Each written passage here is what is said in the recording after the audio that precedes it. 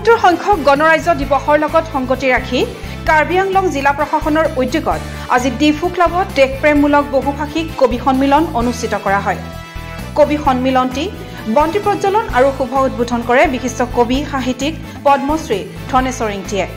কাৰ্বি আংলং জিলা আয়ুক্ত মধুমিতা ভাগৱতীয়ে বহুভাষিক কবি সন্মিলনটিৰ আদৰণি ভাষণ প্ৰদান কৰে।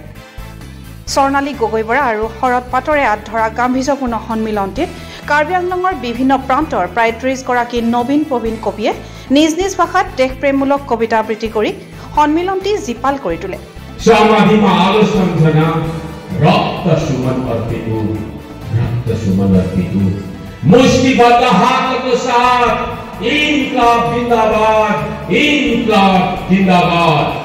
অনেক লিখিবলি দেৱ-দেৱীৰ দেশ ভাৰতবৰ্ষ আছেনে পৃথিৱীৰ এনে কোনোবা ঠাই য'ত সৰ্বতকৈ সুন্দৰ ইয়াতে জন্ম আৰু মৃত্যু কৰাটো পবিত্ৰ পৰম সৌভাগ্য। ইয়াতে সৃষ্টি বন্দে মাতৰম সাৰে জাহাঁ সে আচ্ছা ইত্যাদি সৌদিকে সামৰি ৰচিত হ'ল